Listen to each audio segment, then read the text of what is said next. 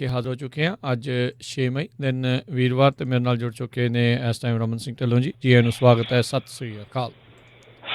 ਸਤਿ ਸ਼੍ਰੀ ਅਕਾਲ ਜੀ, ਸਾਰੇ ਸੁਣਨ ਵਾਲਿਆਂ ਨੂੰ ਪਿਆਰ ਭਰੀ ਸਤਿ ਸ਼੍ਰੀ ਅਕਾਲ। ਸੋ ਤੇ ਅੱਜ ਦੇ ਇਸ ਪ੍ਰੋਗਰਾਮ ਦੇ ਵਿੱਚ ਤੁਹਾਡੇ ਨਾਲ ਆਪਾਂ ਟਰੱਕਿੰਗ ਦੇ ਬਾਰੇ ਜਿਹੜੀ ਆ ਉਹ ਗੱਲਬਾਤ ਕਰਦੇ ਹਾਂ। ਕੀ ਕੁਛ ਟਰੱਕਿੰਗ ਦੀ ਦੁਨੀਆ ਦੇ ਵਿੱਚ ਚੱਲ ਰਿਹਾ, ਕੀ ਲੇਟੈਸਟ ਅਪਡੇਟਸ ਹੈਗੀਆਂ, ਕੀ ਕੋਈ ਲਾਜ਼ ਦੇ ਵਿੱਚ ਤਬਦੀਲੀ ਆ, ਕੀ ਜਿਹੜੀਆਂ ਨਵੀਆਂ ਪਾਲਿਸੀ ਚੇਂਜਿਸ ਇਸ ਦੇ ਵਿੱਚ ਆ ਰਹੀਆਂ, ਅਤੇ ਤੁਹਾਡੇ ਜਿਹੜੇ ਟਰੱਕਿੰਗ ਦੇ ਨਾਲ ਸੰਬੰਧਿਤ ਜਿਹੜੇ ਸਵਾਲ ਆ ਉਹ ਇਸ ਪ੍ਰੋਗਰਾਮ ਦੇ ਵਿੱਚ ਲਏ ਜਾਂਦੇ ਆ। ਤੁਸੀਂ ਵੀ ਆਪਣੇ ਜੇ ਟਰੱਕਿੰਗ ਦੇ ਨਾਲ ਸੰਬੰਧਿਤ ਸਵਾਲ ਪੁੱਛਣਾ ਹੋਵੇ ਤਾਂ ਕਾਲ ਕਰ ਸਕਦੇ ਹੋ ਸਟੂਡੀਓ ਦੇ ਵਿੱਚ ਨੰਬਰ 408-272-5200 ਦੇ ਉੱਤੇ। ਪ੍ਰੋਗਰਾਮ ਸ਼ੁਰੂ ਕਰਨ ਤੋਂ ਪਹਿਲਾਂ ਸਾਡੇ ਅੱਜ ਦੇ ਸਪਾਂਸਰਸ ਦਾ ਧੰਨਵਾਦ ਕਰਦੇ ਜਾਈਏ। ਖਾਲਸਾ ਇੰਸ਼ੋਰੈਂਸ ਏਜੰਸੀ, ਜਿਨ੍ਹਾਂ ਦੇ ਕੋਲੋਂ ਤੁਸੀਂ ਹਰ ਇੱਕ ਤਰੀਕੇ ਦੀ ਇੰਸ਼ੋਰੈਂਸ ਕਰਵਾ ਸਕਦੇ ਹੋ। ਇੰਸ਼ੋਰੈਂਸ ਬਾਰੇ ਪਤਾ ਕਰਨ ਲਈ ਕਾਲ ਕਰ ਸਕਦੇ ਹੋ ਨੰਬਰ 408-272-2500 ਦੇ ਉੱਤੇ। ਨਾਲ ਹੀ ਮਨਜੀਤ ਸਿੰਘ, ਨਰਿੰਦਰ ਕੌਰ ਕੁਲਾਰ, ਨਛੱਤਰ ਸਿੰਘ ਸੰਘਾ, ਅਵਤਾਰ ਸਿੰਘ ਮੰਜ਼ਲ, ਕਲੋਵਿਸ, ਅਮਰਜੀਤ ਸਿੰਘ ਸਟਾਕਟਨ, ਅਮਰਜੀਤ ਸਿੰਘ ਵੈਂਸ, Satnam Singh, Amarjit Singh Dosanjh Yuba City, Harvinder Singh Stockton, Paramjit Singh Deol Fresno, Zander mortgage ਅਤੇ ਰੀਅਲ ਏਸਟੇਟ ਵਾਲੇ। ਘਰ ਖਰੀਦਣ ਵੇਚਣ ਦੀਆਂ ਸੇਵਾਵਾਂ ਦੇ ਨਾਲ home loans, commercial loans, agriculture loans ਦੇ ਲਈ ਕਾਲ ਕਰੋ ਮੋਹਨ ਚੀਮਾ ਹੁਣਾਂ ਨੂੰ 559-905-2575 ਦੇ ਉੱਤੇ। ਨਾਲ ਹੀ ਸੁੱਚਾ ਸਿੰਘ, ਜਾਸਕਰਨ ਸਿੰਘ, ਗੁਰਪ੍ਰਤਾਪ ਸਿੰਘ ਫਰੈਜ਼ਨੋ, ਲਖਵੀਰ ਸਿੰਘ ਸਮਰਾ ਟੈਕਸਸ, ਅਵਤਾਰ ਸਿੰਘ ਰਤੌੜ ਸਰਜਲ ਟਰੱਕਿੰਗ ਫਰੈਜ਼ਨੋ, ਗੁਰਮੇਲ ਸਿੰਘ ਬਲਬੀਰ ਵਾਸੀ ਸੌਸਲੀਟੋ, ਟੇਰਕੀਆਣਾ ਇਮੀਗ੍ਰੇਸ਼ਨ ਲਾ ਫਰਮ। ਇਮੀਗ੍ਰੇਸ਼ਨ ਦਾ ਹੋਵੇ ਕਿਸੇ ਵੀ ਤਰੀਕੇ ਦਾ ਕੰਮ, ਇਮੀਗ੍ਰੇਸ਼ਨ ਦੇ ਅਟਰਨੀ ਜੇ ਟੇਰਕੀਆਣਾ ਹੋਣਾ ਦੇ ਨਾਲ ਸੰਪਰਕ ਕਰੋ number 415-909-0503। Sulakhan Singh, Harbans Kaur Tung, Bakersfield, Gurpal Singh Sandhu, Citrus Height, Antelope truck stop Burns Wyoming, Sucha Singh San Jose, Harjit Singh Lathrop, Starlight truck tyres ਵਾਲੇ। ਨਵੇਂ ਪੁਰਾਣੇ ਟਰੱਕ ਟ੍ਰੇਲਰ ਦੇ ਟਾਇਰਸ ਹੋਲਸੇਲ ਪ੍ਰਾਈਸਿਸ 'ਤੇ ਖਰੀਦ ਸਕਦੇ ਹੋ। ਅਲਾਈਨਮੈਂਟ ਦਾ ਕੰਮ ਵੀ ਕਰਦੇ ਹਨ। Address 3955 Starlight Drive, Ceres, California. Phone number 209-250-9535। ਇਹਨਾਂ ਸਾਰਿਆਂ ਦਾ ਧੰਨਵਾਦ। ਜੇਕਰ ਤੁਸੀਂ ਜਾਂ ਕੋਈ ਹੋਰ ਕਾਰੋਬਾਰ ਇਸ ਪ੍ਰੋਗਰਾਮ ਨੂੰ ਸਪਾਂਸਰ ਕਰਨਾ ਚਾਹੁੰਦੇ ਹੋ, ਸੰਪਰਕ ਕਰ ਸਕਦੇ ਹੋ ਨੰਬਰ 408-722-7698 ਦੇ ਉੱਤੇ। ਅਤੇ ਰਮਨ ਜੀ, ਇਸ ਤੋਂ ਪਹਿਲਾਂ ਆਪਾਂ ਜਿਹੜੀ ਆਪਣੀ ਟਰੱਕਿੰਗ ਦੇ ਬਾਰੇ ਗੱਲਬਾਤ ਕਰਦੇ ਜਾਈਏ। ਆਪਾਂ ਸਾਰੇ ਜਾਣੇ ਸੁਣ ਹੀ ਰਹੇ ਹਾਂ, ਦੇਖ ਹੀ ਰਹੇ ਹਾਂ ਵੀ ਕੀ ਹਾਲਾਤ ਜਿਹੜੇ ਇਸ ਟਾਈਮ ਇੰਡੀਆ ਦੇ, ਪੰਜਾਬ ਦੇ ਜਿਹੜੇ ਆ ਉੱਧਰਲੇ ਪਾਸੇ ਕੋਵਿਡ ਨੂੰ ਕਰਕੇ ਜਿਹੜੇ ਬਣਦੇ ਜਾ ਰਹੇ ਆ। ਸੋ ਅਸੀਂ ਇਹੀ ਅਪੀਲ, ਬੇਨਤੀ ਆਪਣੇ ਸਾਰੇ ਸਰੋਤਿਆਂ ਨੂੰ ਕਹਿਣਾ ਚਾਹੁੰਦੇ ਵੀ ਜਿਹੜੇ ਵੀ ਤੁਹਾਡੇ ਉੱਥੇ ਸੱਜਣ ਮਿੱਤਰ, ਦੋਸਤ, ਰਿਸ਼ਤੇਦਾਰ ਹੈਗੇ ਆ, ਉਹਨਾਂ ਨੂੰ ਪਲੀਜ਼ ਬੇਨਤੀ ਅਪੀਲ ਕਰੋ ਵੀ ਘਰਾਂ ਦੇ ਵਿੱਚ ਜਿਹੜੇ ਉਹ ਰਹਿਣ। ਲੋਕਾਂ ਦੇ ਨਾਲ ਅਜੇ ਹਾਲ ਦੀ ਘੜੀ ਆਉਣਾ ਜਾਣਾ ਜਿਹੜਾ ਮਿਲਣਾ ਹੈ ਕੁਝ ਸਮੇਂ ਦੇ ਲਈ ਰੋਕ ਕੇ ਰੱਖਣ। ਰੋਜ਼ ਰਿਕਾਰਡ ਤੋੜ ਆਂਕੜੇ ਜਿਹੜੇ ਨਵੇਂ ਕੇਸਾਂ ਦੇ, ਮੌਤਾਂ ਦੇ ਜਿਹੜੇ ਆ ਉੱਥੋਂ ਇਸ ਟਾਈਮ ਆ ਰਹੇ ਆ, ਜੋ ਅੱਜ ਤੋਂ 1 ਸਾਲ ਪਹਿਲਾਂ ਅਮਰੀਕਾ ਦੇ ਨਿਊਯਾਰਕ ਅਤੇ ਹੋਰ ਜਿਹੜੇ ਸੂਬਿਆਂ ਦੇ ਵਿੱਚ ਕੁਛ ਜਿੱਦਾਂ ਦੇ ਹਾਲਾਤ ਬਣੇ ਪਏ ਸੀ, ਉਹਦੇ ਨਾਲੋਂ ਵੀ ਵੱਧ ਤੋਂ ਵੀ ਬੱਤਰ ਹਾਲਾਤ ਨੇ। ਕਿਉਂਕਿ ਇੱਥੇ ਐਟਲੀਸਟ ਲੋਕਾਂ ਨੂੰ ਕੋਈ ਆਕਸੀਜਨ ਖੁਣੋ ਜਾਂ ਇੱਦਾਂ ਦੀਆਂ ਚੀਜ਼ਾਂ ਖੁਣੋ, ਦਵਾਈ ਖੁਣੋ, ਉਸ ਨਹੀਂ ਨੌਬਤ ਆ ਰਹੀ ਜੋ ਇਸ ਟਾਈਮ ਉੱਥੇ ਦੇ ਹਾਲਾਤ ਜਿਹੜੇ ਉਹ ਬਣੇ ਪਏ ਆ। ਅਤੇ ਉੱਤੋਂ ਸਰਕਾਰ ਦੇ ਦੁਆਰਾ ਕਿਸੇ ਵੀ ਤਰੀਕੇ ਦੀ ਲੋਕਾਂ ਦੇ ਲਈ ਕੋਈ ਮਦਦ ਨਹੀਂ ਆ। ਲੋਕਡਾਊਨ ਲਾਉਣਾ ਚਾਹੁੰਦੇ ਆ ਲੋਕ ਵੀ, ਉਸ ਦੇ ਅਗੇਂਸਟ ਹੋ ਜਾਂਦੇ ਆ, ਅਤੇ ਨਾਲ ਦੇ ਨਾਲ ਜਿਹੜੀ ਸਮੱਸਿਆ ਉਹ ਬਣਦੀ ਜਾ ਰਹੀ ਆ। ਅਤੇ ਰਮਨ ਜੀ, ਨਾਲ ਹੀ ਉਸ ਤੋਂ ਵੀ ਜਿਹੜੀ ਚਿੰਤਾ ਦਾ ਵਿਸ਼ਾ ਵੀ ਆ ਵੀ ਜਿਹੜੇ ਲੋਕ ਰੀਸੈਂਟਲੀ ਅਮਰੀਕਾ ਦੇ ਵਿੱਚ ਇੰਡੀਆ ਤੋਂ ਆਏ ਆ, ਆਪਾਂ ਨੂੰ ਹੁਣ ਸਾਰਿਆਂ ਦੇ ਸਾਹਮਣੇ ਜੱਗ ਜ਼ਾਹਰ ਹੋ ਚੁੱਕਾ ਵੀ ਕਿੱਦਾਂ ਦੇ ਟੈਸਟ ਦੀ, ਕਿੱਦਾਂ ਦੀਆਂ ਰਿਪੋਰਟਸ ਬਣ ਕੇ ਜਿਹੜੀਆਂ ਉਹ ਲੋਕ ਆਉਂਦੇ ਰਹੇ ਨੇ। ਅਤੇ ਅਸੀਂ ਬੇਨਤੀ ਕਰਦੇ ਹਾਂ ਜਿਨ੍ਹਾਂ ਦੇ ਰੀਸੈਂਟ ਆਏ ਆ ਉਹ ਆਪਣਾ ਕੁਆਰੰਟੀਨ ਟਾਈਮ ਜਿਹੜਾ ਉਹ ਜ਼ਰੂਰ ਜਿਹੜਾ ਉਹ ਕਰਨ, ਤਾਂ ਜੋ ਤੁਸੀਂ, ਤੁਹਾਡੇ ਪਰਿਵਾਰ, ਜਿਹੜਾ ਵੀ ਕੋਈ ਤੁਹਾਡੇ ਨਾਲ ਹੈਗਾ ਆ, ਉਹ ਆਪਣੇ ਆਪ ਨੂੰ ਜਿਹੜਾ ਉਹ ਬਚਾ ਕੇ ਰੱਖੇ। ਕਿਉਂਕਿ ਜਿਹੜਾ ਵੇਰੀਐਂਟ ਇਸ ਟਾਈਮ ਉੱਥੇ ਇੰਡੀਆ ਦੇ ਵਿੱਚ ਫੈਲਿਆ ਹੋਇਆ ਆ ਉਹ ਬਹੁਤ ਹੀ ਜ਼ਿਆਦਾ ਸਟਰੋਂਗ ਆ, ਅਤੇ ਹਾਲਾਤ ਜਿਹੜੇ ਆ ਉਸ ਨੂੰ ਲੈ ਕੇ ਜਿਹੜੇ ਉਹ ਮਾੜੇ ਬਣ ਸਕਦੇ ਹੈਗੇ ਆ। ਬਿਲਕੁਲ ਵਾਕਿਆ ਜਿਹੜੀ ਉੱਥੋਂ ਦੀ ਕਮਿਊਨਿਟੀ ਹੈਗੀ ਆ ਉਹਨਾਂ ਦੇ ਵਿੱਚ ਤਾਂ ਉਹ ਅਵੇਅਰਨੈਸ ਜਿਹੜੀ ਉਹ ਸ਼ਾਇਦ ਹੁਣ ਹੌਲੀ ਹੌਲੀ ਆਉਣੀ ਸ਼ੁਰੂ ਹੋਈ ਆ। ਇੱਥੇ ਤਾਂ ਆਪਣੀ ਅਵੇਅਰਨੈਸ ਹੈਗੀ ਆ, ਔਰ ਖਾਸ ਕਰਕੇ ਕੋਸ਼ਿਸ਼ ਕਰੋ ਜੇ ਕੋਈ ਇੰਡੀਆ ਤੋਂ ਆਇਆ ਹੈਗਾ, ਇੱਕ ਮੋਰਲ ਰਿਸਪੋਂਸੀਬਿਲਿਟੀ ਸਮਝ ਕੇ ਪਹਿਲਾਂ ਤਾਂ ਉਹਨਾਂ ਨੂੰ ਹੀ ਕੁਆਰੰਟੀਨ ਕਰਨਾ ਚਾਹੀਦਾ। ਅਤੇ ਦੂਸਰੀ ਇਹ ਗੱਲ ਆ ਕਿ ਜਿਹੜੇ ਇੱਥੇ ਰਿਸ਼ਤੇਦਾਰ ਵੀ ਰਹਿੰਦੇ ਆ ਵੀ ਸਮਾਨ ਕੋਈ ਗੱਲ ਨਹੀਂ 2 ਹਫ਼ਤੇ ਬਾਅਦ ਵੀ ਚੁੱਕ ਲਿਆਓਗੇ ਜਿਹੜਾ ਆਇਆ ਇੰਡੀਆ ਤੋਂ, ਅਤੇ ਕੋਈ ਫਰਕ ਨਹੀਂ ਪੈਣਾ। ਪਰ ਜੇ ਤੁਸੀਂ ਬਿਮਾਰੀ ਨਾਲ ਘਰ ਲੈ ਆਏ ਤਾਂ ਉਹ ਤਾਂ ਬਹੁਤ ਜ਼ਿਆਦਾ ਫਰਕ ਪੈਣਾ। ਸੋ ਪਲੀਜ਼ ਤੁਸੀਂ ਔਰ ਹਰ ਇੱਕ ਬੰਦਾ ਆਪਣੀ ਇੱਕ ਮੋਰਲ ਰਿਸਪੋਂਸੀਬਿਲਿਟੀ ਸਮਝ ਕੇ ਇਸ ਚੀਜ਼ ਨੂੰ ਸਮਝੇ, ਕਿਉਂਕਿ ਬਹੁਤ ਇਹ ਚੀਜ਼ ਹੁੰਦੀ ਆ ਕਿ ਜਦੋਂ ਕੋਈ ਇੰਡੀਆ ਤੋਂ ਆਉਂਦਾ ਆ ਅਤੇ ਆਪਾਂ ਮਿਲਣ ਦੌੜ ਜਾਂਦੇ ਹਾਂ, ਫਟਾਫਟ ਮਿਲਣ ਚਲੇ ਜਾਂਦੇ ਹਾਂ। ਅੱਜ ਦੀ ਤਰੀਕ ਦੇ ਵਿੱਚ ਮੇਰੇ ਖਿਆਲ ਦੇ ਵਿੱਚ ਇਸ ਚੀਜ਼ ਨੂੰ ਬਹੁਤ ਕੰਟਰੋਲ ਕਰਨ ਦੀ ਲੋੜ ਹੈਗੀ ਹੈ। ਜੀ ਬਿਲਕੁਲ। ਸੋ ਧਿਆਨ ਰੱਖੋ ਜਿਹੜੇ ਆਏ ਵੀ ਨੇ ਨਾ, ਜੇ ਉਹਨਾਂ ਨੂੰ ਪਤਾ ਵੀ ਉਹਨਾਂ ਨੇ ਕਿਸ ਤਰੀਕੇ ਦੇ ਨਾਲ ਸਰਟੀਫਿਕੇਟ ਬਣਾ ਕੇ ਰੱਖਿਆ ਭਾਈ ਉਹ ਇੱਕ ਦੂਜੇ ਨੂੰ ਨਾ ਮਿਲੋ, ਉਹਨਾਂ ਦੀ ਵੀ ਜਾਨ ਜਿਹੜੀ ਉਹ ਬਖਸ਼ੋ। ਇੱਦਾਂ ਜਿਹੜਾ ਉਹ ਰਿਸਕ ਜਿਹੜਾ ਉਹ ਨਾ ਆਪਣੀ ਜਾਨ 'ਤੇ ਲਓ ਅਤੇ ਨਾ ਦੂਜਿਆਂ 'ਤੇ ਲਓ। ਬਹੁਤ ਸਾਰੀਆਂ ਜਿਹੜੀਆਂ ਮਾੜੀਆਂ ਖਬਰਾਂ ਜਿਹੜੀਆਂ ਆ ਉਹ ਨਹੀਂ ਤਾਂ ਆ ਸਕਦੀਆਂ। ਉੱਦਾਂ ਦੇ ਹਾਲਾਤ ਇੱਥੇ ਨਾ ਬਣ ਜਾਣ, ਇਸ ਚੀਜ਼ ਤੋਂ ਜਿਹੜਾ ਆਪਾਂ ਪਲੀਜ਼ ਬਚਾ ਰੱਖੀਏ। ਇਸ ਤੋਂ ਪਹਿਲਾਂ ਆਪਾਂ ਦੇਖਿਆ ਸਾਊਥ ਅਫਰੀਕਾ ਅਤੇ ਇੰਗਲੈਂਡ ਵਾਲੇ ਵਾਇਰਸ ਨੇ ਵੀ ਕਾਫੀ ਜ਼ਿਆਦਾ ਤੜਫੱਲੀ ਜਿਹੜੀ ਇੱਥੇ ਮਚਾਈ ਹੋਈ ਸੀ। ਅਤੇ ਰਮਨ ਜੀ, ਟਰੱਕਿੰਗ ਦੀ ਗੱਲਬਾਤ ਦੀ ਸ਼ੁਰੂਆਤ ਕਰਦੇ ਜਾਈਏ ਤਾਂ ਸਪੌਟ ਰੇਟਸ ਦੇ ਬਾਰੇ, ਪਿਛਲੇ ਵੀਕ ਦੇ ਬਾਰੇ ਦੱਸ ਦਿਓ ਵੀ ਕਿੱਦਾਂ ਦੇ ਜਿਹੜੇ ਰੇਟਸ ਆ ਉਹ ਰਹੇ। ਰਾਜਕਰਨ ਅਜੇ ਸਟਿਲ ਜਿੱਦਾਂ ਕਿ ਪਹਿਲਾਂ ਵੀ ਦੱਸਿਆ ਸੀਗਾ ਕਿ ਜਿਹੜੀ ਮਾਰਕੀਟ ਹੈਗੀ ਆ ਉਹ ਹੁਣ ਸੀਜ਼ਨ ਟਾਈਮ ਸ਼ੁਰੂ ਹੋ ਚੁੱਕਾ ਆ। ਸੀਜ਼ਨ ਜਿਹੜਾ ਪ੍ਰੋਡਿਊਸ ਦਾ ਸੀਜ਼ਨ ਹੈਗਾ ਉਹ ਸ਼ੁਰੂ ਹੋ ਚੁੱਕਾ ਆ, ਔਰ ਉਹਦੇ ਵਿੱਚ ਜਿਹੜਾ ਉਹ ਛਾਲ ਇਸ ਵੇਲੇ ਉੱਦਾਂ ਦਾ ਉੱਦਾਂ ਹੀ ਬਣਿਆ ਹੋਇਆ। ਜਿਵੇਂ ਕਿ ਲਾਸਟ ਵੀਕ ਚੱਲ ਰਿਹਾ ਸੀਗਾ, ਥੋੜ੍ਹਾ ਬੈਕ ਹਾਲ ਜਿਹੜਾ ਆ ਉਹ ਥੋੜ੍ਹਾ ਜਿਹਾ ਸਲੋ ਡਾਊਨ ਹੋਇਆ ਜਾਂ ਮੰਦਾ ਪਿਆ, ਲੇਕਿਨ ਜਿਹੜਾ ਆਊਟ ਬਾਊਂਡ ਹੈਗਾ ਕੈਲੀਫੋਰਨੀਆ ਤੋਂ ਬਹੁਤ ਵਧੀਆ ਹੈਗਾ ਇਸ ਵੇਲੇ। ਬਾਹਰ ਦੀ ਮਾਰਕੀਟ ਵੀ ਜਿਹੜੀ ਆ ਉਹ ਕਾਫੀ ਇਸ ਵੇਲੇ ਸਟਰੋਂਗ ਹੈਗੀ ਆ। ਜਿਹੜੀ ਫਰੇਟ ਮਾਰਕੀਟ ਹੈਗੀ ਆ, ਬਹੁਤ ਜਿਹੜੀਆਂ ਵੱਡੀਆਂ ਟਰੱਕਿੰਗ ਕੰਪਨੀਆਂ ਉਹਨਾਂ ਨੇ ਆਪਣਾ ਜਿੱਦਾਂ ਕਹਿ ਲਓ ਵੀ DH ਕਹਿ ਲਓ ਜਾਂ ਹੋਰ ਵੱਡੀਆਂ ਕੰਪਨੀਆਂ ਹੈਗੀਆਂ, ਉਹਨਾਂ ਨੇ ਜਿਹੜੇ ਆਪਣੇ ਫਸਟ ਕੁਆਰਟਰ ਅਰਨਿੰਗਸ ਹੈਗੀਆਂ ਉਹ ਐਕਸੈਪਸ਼ਨਲ ਦੱਸੀਆਂ ਹੈਗੀਆਂ। ਬਹੁਤ ਹੀ ਮਤਲਬ ਕਿ ਉਹਨਾਂ ਦੀ ਜਿਹੜੀ ਹਿਸਟਰੀ ਦੇ ਵਿੱਚ ਬੈਸਟ ਕੁਆਰਟਰ ਹੈਗੇ ਆ ਜਿਹੜੇ ਪਿਛਲਾ ਕੁਆਰਟਰ ਪਹਿਲਾ ਕੁਆਰਟਰ ਗਿਆ ਹੈਗਾ। ਸੋ ਐਬਸੋਲਿਊਟਲੀ ਫਰੇਟ ਰੇਟਸ ਬਹੁਤ ਜ਼ਿਆਦਾ ਹੈਗੇ ਆ ਇਸ ਵੇਲੇ, ਬੜੇ ਸਟਰੋਂਗ ਹੈਗੇ ਆ। ਪਰ ਉਹਦੇ ਨਾਲ ਦੇ ਨਾਲ ਹੀ ਰਾਜਕਰਨ ਜਿਹੜੀ ਯੂਜ਼ ਟਰੱਕ ਮਾਰਕੀਟ ਹੈਗੀ ਆ ਉਹ ਬਿਲਕੁਲ ਹੀ ਆਊਟ ਆਫ ਕੰਟਰੋਲ ਚਲੇਗੀ ਇਸ ਵੇਲੇ। ਇੰਨੀ ਜ਼ਿਆਦਾ ਸਿਚੁਏਸ਼ਨ ਜਿਹੜੀ ਉਹਦੇ ਵਿੱਚ ਡਾਇਰ ਬਣੀ ਹੋਈ ਆ। ਔਰ ਜਿਹੜੀ ਹੈਰਾਨੀ ਦੀ ਗੱਲ ਇਹ ਆ ਕਿ ਜਿਹੜੇ ਟਰੱਕ ਬਾਏ ਕਰਨ ਵਾਲੇ ਹੈਗੇ ਆ, ਮੈਨੂੰ ਸਮਝ ਨਹੀਂ ਆ ਰਹੀ ਕਿ ਮਤਲਬ ਕਿਸ ਲੈਵਲ ਦੇ ਮਤਲਬ ਕਿ ਅਰਜੈਂਸੀ ਹੈਗੀ ਉਹਨਾਂ ਨੂੰ ਕਾਮਯਾਬ ਹੋਣ ਦੀ, ਕਿਉਂਕਿ ਜਿੰਨੀ ਤੁਹਾਨੂੰ ਅਰਜੈਂਸੀ ਇਸ ਵੇਲੇ ਹੈਗੀ ਆ, ਤੁਸੀਂ 20 25 30 ਹਜ਼ਾਰ ਡਾਲਰ ਐਕਸਟਰਾ ਜਿਹੜਾ ਯੂਜ਼ ਟਰੱਕ 'ਤੇ ਸਪੈਂਡ ਕਰਨਾ ਉਹ ਬਹੁਤ ਹੀ ਜ਼ਿਆਦਾ ਗਲਤ ਗੱਲ ਹੈ। ਬਹੁਤ ਹੀ ਮਤਲਬ ਕਿ ਗਲਤ ਫਹਿਮੀ ਹੈ ਕਿ ਸ਼ਾਇਦ ਇੱਦਾਂ ਹੀ ਮਾਰਕੀਟ ਰਹਿਣੀ ਹੈ। ਡੈਫੀਨੇਟਲੀ ਉਹ ਜਿਹੜਾ ਪ੍ਰਾਈਸਿੰਗ ਹੈਗੀ, ਕਿਉਂਕਿ ਦੇਖੋ ਜੇ ਈਵਨ ਰਾਜਕਰਨ ਜੇ ਪ੍ਰਾਈਸਿੰਗ ਦਾ ਵੀ ਚਲੋ ਥੋੜ੍ਹਾ ਬਹੁਤ ਥੱਲੇ ਆ ਜਾਂਦੀ ਹੈ, ਫਰਕ ਪੈ ਜਾਂਦਾ। ਜਿਹੜਾ ਟਰੱਕ ਹੁਣ 5 ਲੱਖ ਮੀਲ ਚੱਲ ਗਿਆ ਉਹਦੀਆਂ ਵਾਰੰਟੀਜ਼ 1 ਲੱਖ ਮੀਲ ਦੇ ਵਿੱਚ, ਜੇ ਉਹਦੇ ਕੋਲ ਐਕਸਟੈਂਡਡ ਵਾਰੰਟੀਜ਼ ਨਹੀਂ ਹੈਗੀਆਂ, ਉਹ ਵਾਰੰਟੀਜ਼ ਖਤਮ ਹੋ ਗਈਆਂ ਉਹਦੀਆਂ 5 ਲੱਖ ਮੀਲ ਤੋਂ ਬਾਅਦ। ਜੇ ਉਹਨੂੰ ਐਕਸਟੈਂਡਡ ਵਾਰੰਟੀਜ਼ ਲਈਆਂ ਵੀ ਆ ਤੇ ਫਿਰ ਈਵਨ 5 ਲੱਖ ਮੀਲ ਤੋਂ ਬਾਅਦ ਟਰੱਕ ਜਿਹੜਾ ਉਹ ਮੇਜਰ ਰਿਪੇਅਰ ਮੰਗਣੀ ਸ਼ੁਰੂ ਕਰ ਦਿੰਦਾ ਆ। ਤੇ ਜਿਹੜਾ ਹੁਣ ਟਰੱਕ 5 ਲੱਖ ਮੀਲ ਤੇ $1,00,000 ਦਾ ਲਿਆ ਆ, ਉਹ ਟਰੱਕ ਆਟੋਮੈਟਿਕਲੀ ਉੱਤੇ ਤੁਸੀਂ ਕਿੰਨਾ ਕੁ ਉੱਤੇ ਕੰਮ ਕਰ ਲਓਗੇ ਹੋਰ, ਜਿਹੜਾ ਕਿ ਤੁਸੀਂ ਜਿਹੜੀ ਪੇਮੈਂਟਸ ਉਹਦੀਆਂ ਦੇ ਲਓਗੇ। ਫਿਰ ਉਸ ਤੋਂ ਬਾਅਦ ਜਿਹੜੇ ਨਵੀਂ ਜਨਰੇਸ਼ਨ ਆ ਗਈ ਟਰੱਕਿੰਗ 'ਚ, ਉਹਨਾਂ ਦੀ ਇੰਸ਼ੋਰੈਂਸ ਇੰਨੀ ਹਾਈ ਆ ਕਿ ਜਿਹਦਾ ਕੋਈ ਹਿਸਾਬ ਹੀ ਨਹੀਂ ਗਾ। ਮਤਲਬ 25 ਹਜ਼ਾਰ $30 ਹਜ਼ਾਰ ਸਾਲ ਦੀ, 35 ਹਜ਼ਾਰ ਡਾਲਰ ਸਾਲ ਦੀ ਇੰਸ਼ੋਰੈਂਸ ਜਿਹੜੀ ਆ ਉਹ ਦੇ ਰਹੇ ਆ। ਸੋ ਸਾਰੀਆਂ ਚੀਜ਼ਾਂ ਜਿਹੜੀਆਂ ਨਾ ਉਹ ਐਕਟ ਟੂਗੈਦਰ ਕਰਦੀਆਂ ਆ। ਅਤੇ ਫੈਕਟ ਇਹ ਆ ਕਿ ਇਹ ਉਹੋ ਜਿਹਾ ਬਿਜ਼ਨਸ ਨਹੀਂ ਹੈਗਾ ਜਿਹਦੇ 'ਚ ਕਿ ਇਟਸ ਓਵਰਨਾਈਟ ਰਿਚ ਹੋਣ ਵਾਲਾ। ਮਿਹਨਤ ਲੱਗਦੀ ਆ, ਪਰ ਇੰਨੇ ਐਕਸਟਰਾ ਪੈਸੇ ਦੇ ਕੇ ਯੂਜ਼ ਟਰੱਕ ਦੇ ਅੱਜ ਦੀ ਤਰੀਕ ਦੇ ਵਿੱਚ ਟਰੱਕ ਲੈਣਾ ਬਿਲਕੁਲ ਹੀ ਗਲਤ ਹੈਗਾ, ਬਿਲਕੁਲ ਸਹੀ ਨਹੀਂ ਹੈਗਾ। ਸਮਝਦਾਰੀ ਵਾਲੀ ਜਿਹੜੀ ਉਹ ਗੱਲ ਨਹੀਂ, ਆਪਣੇ ਪੈਰ 'ਤੇ ਕੁਹਾੜਾ, ਜੇ ਅੱਜ ਨਹੀਂ ਤਾਂ ਬਾਅਦ ਦੇ ਵਿੱਚ ਜਿਹੜਾ ਉਹ ਤੁਹਾਡੇ ਵੱਜੂਗਾ, ਸਮੱਸਿਆ ਜਿਹੜੀ ਉਹ ਆਊਗੀ। ਜੇ ਤੁਸੀਂ ਦੱਸਿਆ ਵੀ ਅਰਨਿੰਗ ਕਿਉਂਕਿ ਜ਼ਿਆਦਾ ਆ, ਸੋ ਸਾਰੇ ਜਾਣੇ ਰਾਈਟ ਨਾਓ ਕਰੰਟ ਨੂੰ ਜਿਹੜਾ ਉਹ ਦੇਖ ਕੇ ਮਹਿੰਗੀਆਂ ਚੀਜ਼ਾਂ ਜਿਹੜੀਆਂ ਉਹ ਖਰੀਦਣ ਵੱਲ ਨੂੰ ਵਧੇ ਆ। ਅਤੇ ਸਦਾ ਨਹੀਂ ਹਾਲਾਤ ਸੇਮ ਰਹਿੰਦੇ, ਜਿੱਦਾਂ ਬੰਦੇ ਦੇ ਅਤੇ ਮਾਰਕੀਟ ਦੇ ਵੀ। ਸੋ ਉੱਤੇ ਥੱਲੇ ਜਿਹੜਾ ਉਸ ਦੇ ਵਿੱਚ ਉਹ ਆਉਂਦੇ ਰਹਿਣੇ ਆ। ਤੁਸੀਂ ਇਸ ਹਿਸਾਬ ਦੇ ਨਾਲ ਆਪਣੇ ਆਪ ਨੂੰ ਰੱਖਣਾ ਵੀ ਕੀ ਤੁਸੀਂ ਉਦੋਂ ਫਲੋਟ ਕਰ ਸਕੋਗੇ, ਬਚੇ ਰਹੋਗੇ। ਜਦੋਂ ਮਾਰਕੀਟ ਜਿਹੜੀ ਉਹ ਥੱਲੇ ਨੂੰ ਜਾਣੀ ਆ, ਉਦੋਂ ਕੀ ਤੁਹਾਡਾ ਇਹ ਜੋ ਰਾਈਟ ਨਾਓ ਤੁਸੀਂ ਮਹਿੰਗੀਆਂ ਸੌਦੇ ਲਏ ਆ, ਉਦੋਂ ਉਹ ਸਰਵਾਈਵ ਜਿਹੜਾ ਤੁਹਾਡਾ ਹੋ ਸਕੂਗਾ ਕਿ ਨਹੀਂ ਹੋ ਸਕੂਗਾ। ਇਹ ਜਿਹੜਾ ਜ਼ਰੂਰ ਧਿਆਨ ਰੱਖੋ। ਕੋਈ ਤੁਹਾਨੂੰ ਟਰੱਕ ਲੈਣ ਤੋਂ ਨਹੀਂ ਰੋਕ ਰਿਹਾ, ਪਰ ਇੰਨਾ ਅਸੀਂ ਕਹਿ ਰਹੇ ਹਾਂ ਵੀ ਥੋੜ੍ਹਾ ਜਿਹਾ ਐਟਲੀਸਟ ਦੂਰ ਦੀ ਜਿਹੜੀ ਉਹ ਸੋਚ ਕੇ ਜਿਹੜਾ ਉਹ ਚੱਲੋ ਵੀ ਜਦੋਂ ਕੋਈ ਵੀ ਕੰਮ ਨਾ ਹੋਇਆ ਜਾਂ ਬਹੁਤ ਜ਼ਿਆਦਾ ਘੱਟ ਹੋਇਆ ਤਾਂ ਉਦੋਂ ਜਿਹੜਾ ਤੁਸੀਂ ਕੀ ਕਰਨਾ ਹੈ, ਕਿੱਦਾਂ ਸਰਵਾਈਵ ਕਰਨਾ। ਸੋ ਪਲੀਜ਼ ਇਸ ਚੀਜ਼ ਨੂੰ ਜ਼ਰੂਰ ਧਿਆਨ ਦੇ ਵਿੱਚ ਰੱਖੋ। ਇਹ ਇਕੱਲਾ ਟਰੈਕਿੰਗ ਦੇ ਨਾਲ ਨਹੀਂ ਆ, ਇਹ ਕਿਸੇ ਵੀ ਬਿਜ਼ਨਸ ਦੇ ਲਈ ਜਿਹੜਾ ਤੁਹਾਨੂੰ ਇਹ ਪਲਾਨ ਜਿਹੜਾ ਉਹ ਜ਼ਰੂਰ ਬਣਾ ਕੇ ਚੱਲਣਾ ਚਾਹੀਦਾ ਆ। ਉੱਦਾਂ ਇੱਕ ਗੁੱਡ ਨਿਊਜ਼ ਜਿਹੜੀ ਆ ਰਮਨ ਜੀ ਇਹ ਆ ਰਹੀ ਆ, ਡਿਪਾਰਟਮੈਂਟ ਆਫ ਲੇਬਰ ਨੇ ਅੱਜ ਜਿਹੜੇ ਨਵੇਂ ਆંકੜੇ ਜੋਬਲੈਸ ਕਲੇਮਸ ਦੇ ਜਿਹੜੇ ਉਹ ਜਾਰੀ ਕੀਤੇ ਆ। ਕਾਫੀ ਚਿਰਾਂ ਬਾਅਦ 5 ਲੱਖ ਦੇ ਆંકੜੇ ਤੋਂ ਥੱਲੇ ਨੂੰ ਜਿਹੜਾ ਹੋ ਗਿਆ ਆ।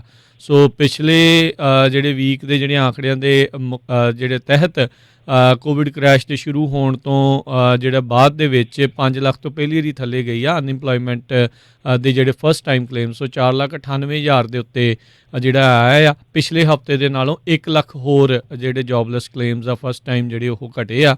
ਡਾਓ ਜੋਨਸ ਵਾਲੇ ਐਸਟੀਮੇਟ ਕਰ ਰਹੇ ਸੀਗੇ ਵੀ 5,27,000 ਨਵੇਂ ਜੋਬਲੈਸ ਫਸਟ ਟਾਈਮ ਕਲੇਮ ਹੋ ਸਕਦੇ, ਪਰ ਇਹ ਜਿਹੜਾ ਘਟ ਕੇ ਇਨਫੈਕਟ ਜਿਹੜੇ ਡਿਪਾਰਟਮੈਂਟ ਲੇਬਰ ਦੇ ਆંકੜਿਆਂ ਦੇ ਮੁਤਾਬਕ 4,98,000 ਜਿਹੜੇ ਉਹ ਆਏ ਆ। ਅਤੇ ਜਿੱਦਾਂ ਤੁਸੀਂ ਜ਼ਿਕਰ ਕੀਤਾ ਹੈ ਵੀ ਫਸਟ ਕੁਆਟਰ ਦੀਆਂ ਅਰਨਿੰਗਸ ਦੇ ਵਿੱਚ ਕਾਫੀ ਉਹਨਾਂ ਨੇ ਵੱਡੇ ਨੰਬਰ ਜਿਹੜੇ ਸ਼ੋਅ ਕੀਤੇ ਆ।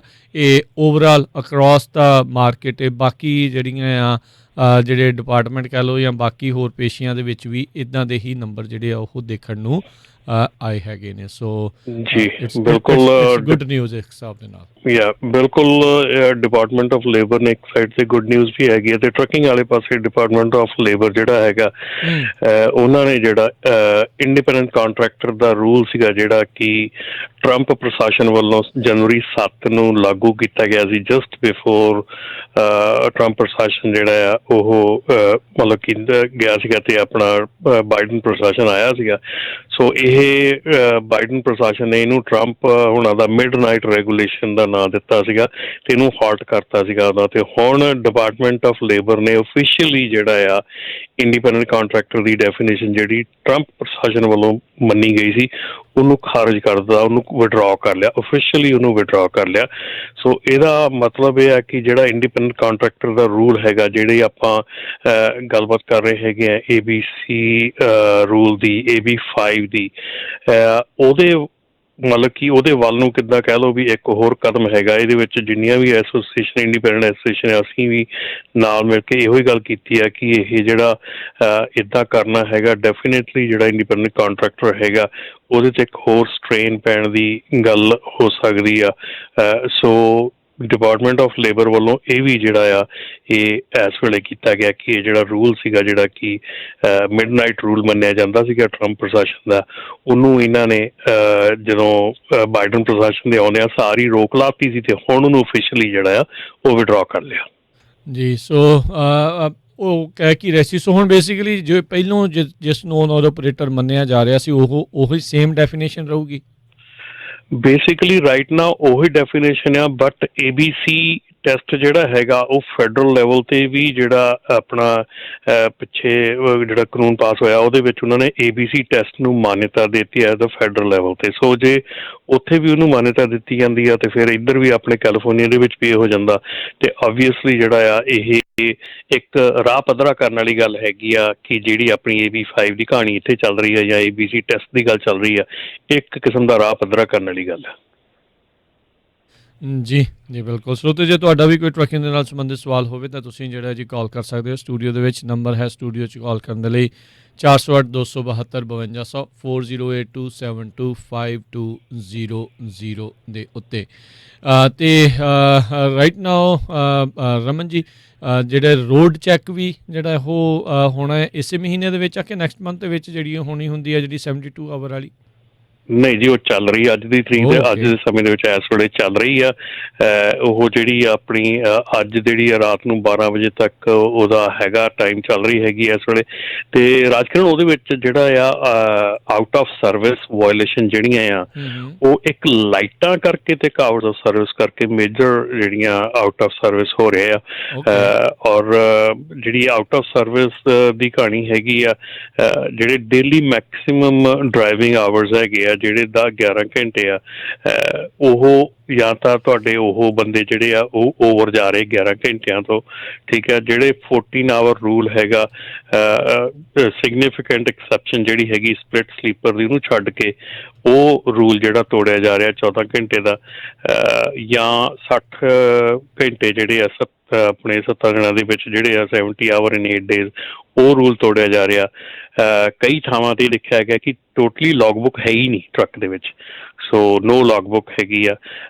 ਜਿਹੜੀ ਦੂਸਰਾ ਇੱਕ ਹੋਰ ਵੱਡਾ ਰੀਜ਼ਨ ਆ ਰਿਹਾ ਕਿ ਪਿਛਲੇ 7 ਦਿਨਾਂ ਦੇ ਬਾਰੇ ਦੇ ਵਿੱਚ, ਕਿਉਂਕਿ ਜਦੋਂ ਤੁਸੀਂ ਟਰੱਕ 'ਤੇ ਜਾਂਦੇ ਆ ਤਾਂ ਜਦੋਂ ਤੁਸੀਂ ਅੱਜ ਇੱਕ ਕਰੰਟ ਡੇ ਦਾ ਤੁਸੀਂ ਦੱਸਣਾ ਹੈ ਵੀ ਕਰੰਟ ਡੇ 'ਚ ਤੁਸੀਂ ਤੁਹਾਡਾ ਲੌਗ ਕੀ ਕਹਿੰਦਾ ਆ, ਅਤੇ ਪਲੱਸ ਲਾਸਟ 7 ਡੇਜ਼ ਤੁਹਾਨੂੰ ਪ੍ਰੋਡਿਊਸ ਕਰਨੇ ਹੁੰਦੇ ਵੀ ਪਿਛਲੇ 7 ਦਿਨਾਂ 'ਚ ਤੁਸੀਂ ਕੀ ਕੀਤਾ। ਸੋ ਉਹ ਜਿਹੜੇ ਆ ਉਹ ਨਹੀਂ ਪ੍ਰੋਡਿਊਸ ਕਰ ਪਾ ਰਹੇ, ਅਤੇ ਜਿਹੜੇ ਫਾਲਸ ਲੌਗਬੁੱਕ ਹੈਗੀ ਆ ਉਹਦੇ ਜਿਹੜੇ ਆਊਟ ਆਫ ਸਰਵਿਸ ਆ, ਇਹ ਮੇਜਰ ਜਿਹੜੀਆਂ ਰੀਜ਼ਨਸ ਆ ਰਹੇ ਆ ਜਿਹੜੇ ਕਿ ਆਊਟ ਆਫ ਸਰਵਿਸ ਦੇ ਹੈਗੇ ਆ। ਸੋ ਅਗੇਨ ਡੈਫੀਨੇਟਲੀ ਬੜਾ ਇੰਟਰਸਟਿੰਗ ਹੈਗਾ ਇਸ ਵਾਰੀ ਦੇਖਣ ਦਾ ਕਿ ਕਿੰਨਾ ਕੁ ਫਰਕ ਪੈ ਰਿਹਾ। ਔਰ ਅੱਜ ਕੱਲ੍ਹ ਜਿਹੜੇ ਇਹਦੇ ਆਪਣੇ ਹੈਗੇ ਆ ਇਹ ਰੋਡ ਚੈੱਕ ਜਿਹੜਾ ਆ ਆਪਣਾ ਇਸ ਵੇਲੇ ਦਾ, ਇਹਦੇ ਕਰਕੇ ਰੇਟਸ 'ਚ ਬਹੁਤ ਫਰਕ ਪੈ ਗਿਆ ਹੈਗਾ, ਰੇਟ 'ਚ ਬੜਾ ਫਰਕ ਪਿਆ ਪਿਛਲੇ ਵੀਕ। ਹਾਂਜੀ, ਉਹ ਕਿਉਂਕਿ ਹੁਣ ਸਾਰੇ ਛੁੱਟੀ ਕਰਕੇ ਬੈਠ ਗਏ, ਉਹਦੇ ਕਰਕੇ ਥੋੜ੍ਹਾ ਜਿਹਾ ਰੇਟਸ ਦਾ ਵੀ ਫਰਕ ਪੈ ਜਾਂਦਾ ਹੈਗਾ। ਔਰ ਬ੍ਰੋਕਰਸ ਜਿਹੜਾ ਹੁਣ ਅਸੀਂ ਦੇਖੋ ਇਹ ਚੀਜ਼ਾਂ ਆ, ਹੁਣ ਅਸੀਂ ਕਈ ਵਾਰੀ ਕੰਮ ਕਰਦੇ ਹਾਂ ਨਾ, ਲੋਡ ਕਰਦੇ ਹਾਂ। ਸੋ ਅਸੀਂ ਇੱਥੇ ਜਦੋਂ ਹੁਣ ਬ੍ਰੋਕਰ ਫਸਿਆ ਹੁੰਦਾ ਅਤੇ ਬ੍ਰੋਕਰ ਦੇ ਕੋਲੋਂ ਵੀ ਅਸੀਂ ਫਿਰ ਮਤਲਬ ਕਿ ਪੂਰਾ ਮੂੰਹ ਅੱਡ ਕੇ ਆਪਾਂ ਰੇਟ ਲੈਂਦੇ ਹਾਂ। ਮਤਲਬ ਜਿੰਨਾ ਅਸੀਂ ਸੀਰੀਅਸਲੀ ਅਸੀਂ ਹੈਰਾਨੀ 'ਚ ਇਹੋ ਜਿਹੀ ਗੱਲ ਆ ਕਿ ਅਸੀਂ ਸੋਚ ਵੀ ਨਹੀਂ ਸਕਦੇ ਵੀ ਜਿੱਦਾਂ ਦਾ ਰੇਟ ਮੰਗਦੇ ਆ ਕਈ ਵਾਰੀ ਲੋਕੀ। ਅਤੇ ਉਹ ਫਿਰ ਜਦੋਂ ਹੁਣ ਨੈਕਸਟ ਟਾਈਮ ਜਦੋਂ ਬ੍ਰੋਕਰ ਦੀ ਵਾਰੀ ਆਉਂਦੀ ਆ, ਫਿਰ ਬ੍ਰੋਕਰ ਆਪਣਾ ਜ਼ੋਰ ਲਾ ਲੈਂਦਾ। ਸੋ ਇਹ ਚੀਜ਼ਾਂ ਜਿਹੜੀਆਂ ਹੈਗੀਆਂ ਆ ਇਹ ਬਹੁਤ ਸਿਗਨੀਫਿਕੈਂਟ ਹੈਗੀਆਂ ਕਿ ਕਿਸ ਤਰ੍ਹਾਂ ਇਹ ਕੰਮ ਚੱਲਦਾ ਹੈਗਾ, ਪਰ ਬੜੀ ਇੰਟਰਸਟਿੰਗ ਸਿਚੁਏਸ਼ਨਾਂ ਆਉਂਦੀਆਂ ਸਾਹਮਣੇ। ਜੀ ਜੀ ਬਿਲਕੁਲ। ਜਦੋਂ ਤੁਸੀਂ ਹੁਣ ਰਮਨ ਜੀ ਇਹਦੇ ਵਿੱਚ ਗੱਲ ਕਰ ਰਹੇ ਆ ਫਾਲਸ ਜਿਹੜੀ ਇਹ ਲੌਗਬੁੱਕ ਆ, ਇਹਦਾ ਕੀ ਮਤਲਬ ਆ? ਫਾਲਸ ਕਿਹੜੀਆਂ ਨੂੰ ਇਹ ਮੰਨਦੇ ਨੇ ਜਦੋਂ ਇਹ ਤੁਹਾਨੂੰ ਆਊਟ ਆਫ ਸਰਵਿਸ ਕਹਿ ਰਹੇ ਆ, ਜਿਹੜੀ ਫੋਨ ਵਾਲੀ ਨੂੰ ਜਾਂ ਕਿਹੜੀ ਚੀਜ਼ ਨੂੰ? ਫਾਲਸ ਲੌਗ ਦੇ ਵਿੱਚ ਹੁੰਦਾ ਕਿ ਇੱਕ ਤਾਂ ਹੁੰਦੀ ਹੈ ਕਿ ਜਿਹੜੀ ਲੌਗਬੁੱਕ ਆਵਰਸ ਹੈ ਕਿ ਲੌਗਬੁੱਕ ਆਵਰਸ ਉਹਨੂੰ ਫਾਲਸੀਫਾਈ ਕਰਨਾ, ਠੀਕ ਹੈ ਨਾ, ਲੌਗਬੁੱਕ ਆਵਰਸ ਨੂੰ ਫਾਲਸੀਫਾਈ ਕਰਨਾ। ਸੋ ਉਹ ਜਿਹੜਾ ਇਹਦੇ ਵਿੱਚ ਆਉਂਦਾ ਹੈਗਾ। ਦੂਸਰੀ ਹੋ ਜਾਂਦੀ ਆ ਕਿ ਜਿਹੜੀ ਤੁਹਾਡੀ ਲੌਗਬੁੱਕ ਹੈਗੀ ਉਹ ਅਨਆਥੋਰਾਈਜ਼ਡ ਹੈਗੀ ਆ, ਜਾਂ ਲੌਗਬੁੱਕ ਜਿਹੜੀ ਆਥੋਰਾਈਜ਼ਡ ਹੀ ਨਹੀਂ ਹੈਗੀ, ਉਹ FMCSA ਅਪਰੂਵਡ ਨਹੀਂ ਹੈਗੀ। ਕਈ ਜਿਹੜੀਆਂ ਲੌਗਬੁੱਕਸ ਹੈਗੀਆਂ ਉਹ ਕਿਉਂਕਿ ਗਾਂਹ ਦੇ ਗਾਂਹ ਸੈਟਅਪਸ ਆਉਂਦੇ ਜਾਂਦੇ, ਗਾਂਹ ਦੇ ਗਾਂਹ ਵੇਰੀਏਸ਼ਨਸ ਆਉਂਦੀਆਂ ਜਾਂਦੀਆਂ। ਸੋ ਲੌਗਬੁੱਕ ਨੂੰ ਵੀ ਕਾਫੀ ਜਿਹੜੀਆਂ ਅਪਡੇਟਸ ਕਰਨੇ ਪੈਂਦੇ, ਕਾਫੀ ਕੁਛ ਕਰਨਾ ਪੈਂਦਾ। ਸੋ ਉਹਦੇ ਲਈ ਕਈ ਚੀਜ਼ਾਂ ਜਿਹੜੀਆਂ ਆ ਉਹ ਅਪਡੇਟ ਹੁੰਦੀਆਂ, ਉਹ ਅਪਡੇਟ ਨਹੀਂ ਕੀਤੀਆਂ ਗਈਆਂ। ਅਤੇ ਇਹਦੇ ਵਿੱਚ ਰਾਜਕਿਰਨ ਜਿਹੜੀ ਫਾਲਸੀਫਾਈਂਗ ਲੌਗਸ ਹੈਗੀ ਆ ਨਾ, ਇਹਦੇ ਵਿੱਚ ਹੁਣ ਜਿਹੜਾ ਅੱਗੇ ਵੀ ਅਤੇ ਪਹਿਲਾਂ ਵੀ ਜਿਹੜਾ ਆ ਇਹ US ਕ੍ਰਿਮੀਨਲ ਕੋਡ 18 USC 1001 ਜਿਹੜਾ ਕਹਿੰਦਾ ਆ ਕਿ ਇਹ ਫੈਲਨੀ ਹੈਗੀ ਆ ਜੇ ਤੁਸੀਂ ਫੈਡਰਲ ਲੈਵਲ ਦੇ ਉੱਤੇ, ਕੋਈ ਫੈਡਰਲ ਲਾਅ ਹੈਗਾ ਆ, ਫੈਡਰਲ ਲਾਅ ਦੇ ਉੱਤੇ ਤੁਸੀਂ ਫਰਾਜੂਲੈਂਟ ਐਕਟੀਵਿਟੀ ਕਰਦੇ ਆ, ਜਾਣ ਬੁੱਝ ਕੇ ਫਾਲਸ ਫਿਕਟੀਸ਼ੀਅਸ ਜਾਂ ਫਰਾਜੂਲੈਂਟ ਸਟੇਟਮੈਂਟ ਦਿੰਦੇ ਆ, ਅਤੇ ਇਹ ਫੈਲਨੀ ਹੈਗੀ ਆ। ਐਂਡ ਜੇ ਉਹਦੇ ਵਿੱਚ ਕੋਈ ਵੀ ਇੱਦਾਂ ਦੀ ਇਨਵੈਸਟੀਗੇਸ਼ਨ ਹੁੰਦੀ ਆ, and it can get you 5 ਸਾਲ ਦੀ ਸਜ਼ਾ ਹੈਗੀ ਇਹਦੇ ਵਿੱਚ। ਫਾਲਸੀਫਾਈਂਗ ਜਿਹੜੀ ਹੁਣ ਕਈ ਲੋਕੀ ਹੈਗੇ ਆ ਪਰਸਨਲ ਕਨਵੇਅੰਸ ਜਿਹੜੀ ਆ ਉਹਨੂੰ ਬੜਾ ਯੂਜ਼ ਕਰਦੇ ਹੈਗੇ ਆ। ਪਰਸਨਲ ਕਨਵੇਅੰਸ ਜਿਹੜੀ ਹੈਗੀ ਆ, ਜੇ ਤੁਸੀਂ ਪਰਸਨਲ ਕਨਵੇਅੰਸ ਨੂੰ ਯੂਜ਼ ਕਰਕੇ ਕੰਪਨੀ ਦਾ ਬੈਨੀਫਿਟ ਕੀਤਾ ਆ, ਪਰਸਨਲ ਕਨਵੇਅੰਸ ਯੂਜ਼ ਕਰਕੇ ਕੰਪਨੀ ਦਾ ਲੋਡ ਡਿਲੀਵਰ ਕੀਤਾ ਆ, ਉਹਨੂੰ ਇੰਟੈਂਸ਼ਨਲੀ ਉਹਨੂੰ ਤੁਸੀਂ ਕੰਪਨੀ ਨੂੰ ਫਾਇਦਾ ਪਹੁੰਚਾਇਆ ਹੈਗਾ, ਉਹ ਫੈਲਨੀ ਹੈਗੀ ਹੈ। ਇੰਟੈਂਸ਼ਨਲੀ ਫਾਲਸੀਫਾਈਂਗ ਦਾ ਇੰਸਪੈਕਸ਼ਨ ਰਿਪੋਰਟ ਹੈ ਨਾ। ਸੋ ਇਹ ਫੈਲਨੀ ਬਣ ਜਾਂਦੀ ਆ। ਇਹ ਆਪਾਂ ਨੂੰ ਇਹਨੂੰ ਲਾਈਟਲੀ ਨਹੀਂ ਲੈਣਾ ਚਾਹੀਦਾ। ਇਹਨਾਂ ਚੀਜ਼ਾਂ ਨੂੰ ਬਹੁਤ ਧਿਆਨ ਦੇ ਨਾਲ ਜਿਹੜਾ ਆ ਕਰਨਾ ਚਾਹੀਦਾ, ਸੋਚਣਾ ਚਾਹੀਦਾ ਆ। ਖਾਸ ਕਰਕੇ ਜਿਹੜੀ ਇਹਦੀ ਲੌਗਬੁੱਕ ਦੀ ਵਾਇਲੇਸ਼ਨਸ ਹੈਗੀਆਂ ਨਾ, ਇਹ ਬਹੁਤ ਦੂਰ ਤੱਕ ਜਾਣੀਆਂ ਆ, ਬਹੁਤ ਦੂਰ ਤੱਕ ਜਾਂਦੀਆਂ, ਔਰ ਇਹ ਪਰਮਾਨੈਂਟ ਤੁਹਾਡੇ ਰੈਕਡ ਦੇ ਉੱਤੇ ਵਾਇਲੇਸ਼ਨਸ ਚਲੀਆਂ ਜਾਂਦੀਆਂ, ਜਿੱਦਾਂ ਕਹਿ ਲਓ ਫੈਲਨੀਜ਼ ਜਿਹੜੀਆਂ ਹੈਗੀਆਂ। ਸੋ ਇਹਨੂੰ ਬੜੀ ਧਿਆਨ ਦੇ ਨਾਲ ਜਿਹੜੀ ਸੋਚ ਸਮਝ ਕੇ ਬੇਵਕੂਫੀ ਕਰਨੀ ਆ, ਸਮਝ ਕੇ ਕਰੋ। ਬੇਵਕੂਫੀ ਐਡੀ ਬੇਵਕੂਫੀ ਨਾ ਕਰੋ ਵੀ ਤੁਹਾਨੂੰ ਜਿਹੜਾ ਮੁੜ ਕੇ ਲਾਈਫ ਟਾਈਮ ਉਹਦਾ ਪਛਤਾਵਾ ਰਹੇ। ਦੂਸਰੀ ਗੱਲ ਆਪਣੇ ਨੂੰ ਫੇਸਬੁੱਕ ਦੇ ਉੱਤੇ ਵੀ ਸੰਦੀਪ ਬਾਜਵਾ ਹੁਣਾਂ ਦਾ ਇੱਕ ਕੁਐਸਚਨ ਹੈਗਾ ਕਿ ਆਪਾਂ ਕਿਵੇਂ ਜਿਹੜੇ 2 ਲੌਗਬੁੱਕ ਯੂਜ਼ ਕਰਦੇ ਆ, ਆਪਾਂ ਕਿਵੇਂ ਉਹਨਾਂ ਨੂੰ ਰੋਕ ਸਕਦੇ ਹਾਂ। ਦੇਖੋ ਜੀ, FMCSA ਦਾ ਜਿਹੜਾ ਜਾਂ ਤੁਹਾਡੀ ਜਿਹੜੀ ਆਪਣੀ ਹੈਗੀ ਆ ਨੈਸ਼ਨਲ ਕੰਜ਼ਿਊਮਰ ਕੰਪਲੇਂਟ ਡਾਟਾਬੇਸ ਹੈਗਾ, ਉਹਦੇ ਉੱਤੇ ਕੰਪਲੇਂਟ ਸੈਕਸ਼ਨ ਹੈਗਾ। ਕਿਸੇ ਵੀ ਟਰੱਕਿੰਗ ਕੰਪਨੀ ਦਾ, ਡਰਾਈਵਰ ਦਾ, ਸ਼ਿਪਰ ਦਾ, ਰਿਸੀਵਰ ਦਾ, ਹਰ ਇੱਕ ਦਾ, ਬ੍ਰੋਕਰ ਦਾ, ਸਾਰਿਆਂ ਦਾ ਉੱਥੇ ਕੰਪਲੇਂਟ ਸੈਕਸ਼ਨ ਹੈਗਾ।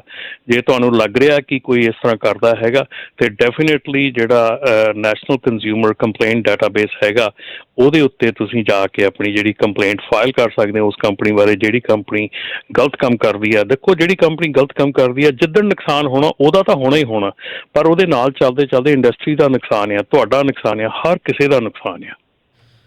ਜੀ ਬਿਲਕੁਲ।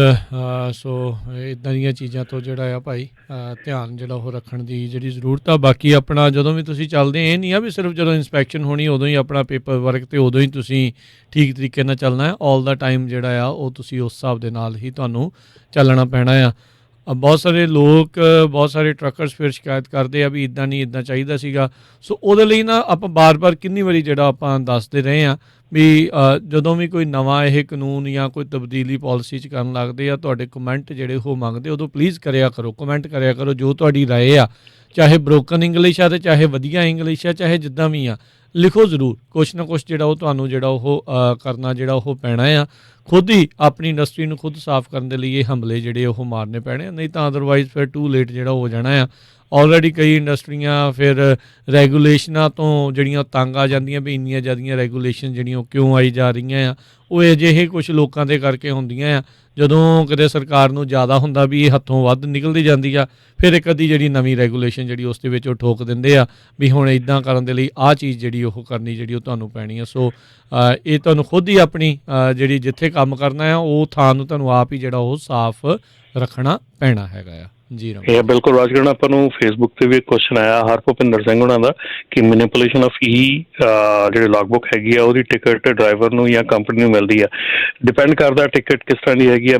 ਡਰਾਈਵਰ ਨੂੰ ਤਾਂ ਡੈਫੀਨੇਟਲੀ ਮਿਲਣੀ ਹੈ। ਡਰਾਈਵਰ ਦਾ ਤਾਂ ਕੋਈ ਸਿਚੁਏਸ਼ਨ ਨਹੀਂ ਹੈਗੀ ਕਿ ਨਾ ਮਿਲੇ, ਪਰ ਕਈ ਜਿਹੜੀਆਂ ਟਿਕਟਸ ਹੈਗੀਆਂ, ਕਈ ਸਿਚੁਏਸ਼ਨਸ ਹੈਗੀਆਂ ਕਿ ਜਿੱਥੇ ਕੰਪਨੀ ਦਾ ਵੀ ਕਸੂਰ ਹੋ ਸਕਦਾ, ਸੋ ਉਹ ਕੰਪਨੀ ਨੂੰ ਵੀ ਉਹਦੀ ਟਿਕਟ ਮਿਲੂਗੀ। ਪਰ ਮੈਜੋਰਟੀ ਡਰਾਈਵਰ ਦੀ ਜਿਹੜੀ ਆ ਉਹ ਇਸੇ ਕਰਕੇ ਅਸੀਂ ਕਹਿੰਦੇ ਹਾਂ ਕਿ ਬਹੁਤ ਕੰਪਨੀਆਂ ਜਿਹੜੀਆਂ ਐਸੀਆਂ ਹੈਗੀਆਂ ਜਿਹੜੀਆਂ ਕਿ ਆਪਣੇ ਫਾਇਦੇ ਵਾਸਤੇ ਡਰਾਈਵਰ ਨੂੰ ਪੁਸ਼ ਕਰਦੀਆਂ to go manipulate the ਲੌਗਬੁੱਕ।